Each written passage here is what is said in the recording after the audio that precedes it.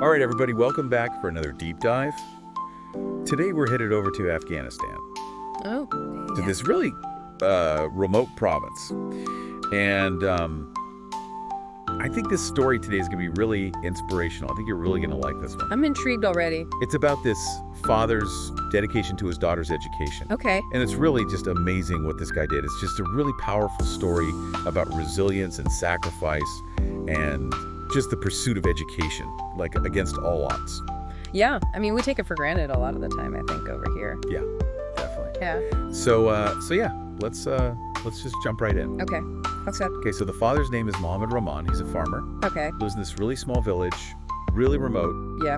and they don't have a lot of access to resources Yeah. like we do. Right. And this includes schools. Oh, wow. Yeah.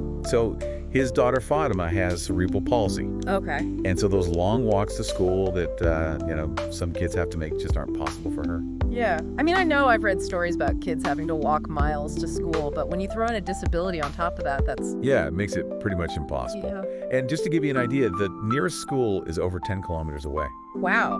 That's a long way. Yeah, that's like 6 miles. Yeah. And we're not talking like paved sidewalks here, I'm assuming. No, this is like rocky paths and steep hills, and there's even the risk of encountering conflict along the way. Wow. That's a lot Yeah. for a little kid. Yeah, so it's pretty daunting. But you know what, Rahman, he didn't let any of this stop him. So what he did was he decided that every single day he was going to carry Fatima on his back to school. Wow. Yeah, That's amazing. there and back every single day, Yeah. so she could get her education. That's wild. Yeah, I mean, that's Oh, my God. some serious commitment. And it's not just the distance, like we said. Oh yeah, you're right. We're talking Afghanistan. Yeah, I mean, they've got harsh weather. yeah, freezing winters Yeah. and like scorching hot summers. Why? I mean, I can't even imagine. But through it all, he never wavered. That's incredible. Yeah, I mean, it really makes you think It does. about the things that we believe in Yeah. and how much we're willing to sacrifice for those things. Absolutely. Yeah. It really reveals something profound about the human spirit, I think, to overcome these kinds of obstacles for something you believe in. Yeah, I think you're right. And, I read this quote from Rahman Oh, yeah. What did he say? when he was asked about why he does this, and it really hit me hard. He said, "My daughter deserves to learn and dream just like any other child. If I have to walk every day to offer her that fear, I will do it until my last breath." Wow. Like, that's powerful. powerful. It's easy to talk about, the importance of education, Sure. but Rahman's actions, they really speak volumes. They really do. You know what I mean? It's one thing to say something, it's another thing to actually do it. And I think it's also important to remember, this isn't just like a feel-good story. Right. Rahman's quote, it actually points to something much deeper. This idea that education is about breaking cycles. What do you mean? Like cycles of poverty, Okay. of limitation, the lack of opportunity. It's about allowing Fatima to not just exist, Yeah. but to thrive, Yeah. to dream and pursue those dreams. And I think that's one of the most important things about education, Sure. is that it gives people the opportunity to break out of those cycles Exactly. and to create a better life for themselves. And what's amazing is that his story didn't stay confined to that small village, so local and international media picked it up. Really?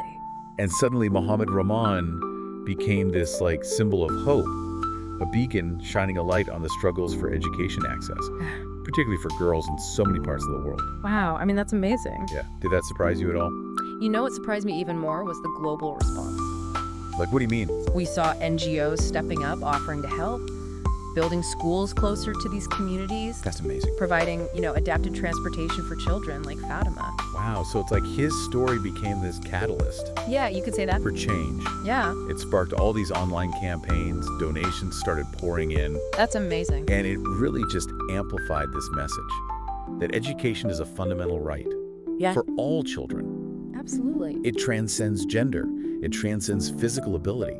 It's a human right. I think people forget that sometimes. Yeah, definitely. Some people might say that this is just one story, Right. just a drop in the ocean. But Rahman's story, it really shows that even a single act of dedication can create these huge ripples. you know. It really can. He's become this symbol of parental love, Yeah, a champion for education, and his actions have sparked this global conversation about the importance of education. that's so powerful. Yeah, it's pretty powerful stuff. So I guess the question is, you know, what can we take away from Rahman's journey? What does it mean for us? Yeah, like what does this mean for us in our own lives? Yeah, that's the question, isn't it? It really challenges us to look around and ask who in our lives is striving for something better. What small act of dedication or support could we offer? Yeah. It doesn't have to be something grand. Right. Even just a small gesture of encouragement can have a huge impact. Just think about the ripple effect. What kind of change could you set in motion? That's something for everyone to think about. Yeah, I think that's a great place to leave it. So thank you all for tuning in to another deep dive, and we'll see you next time.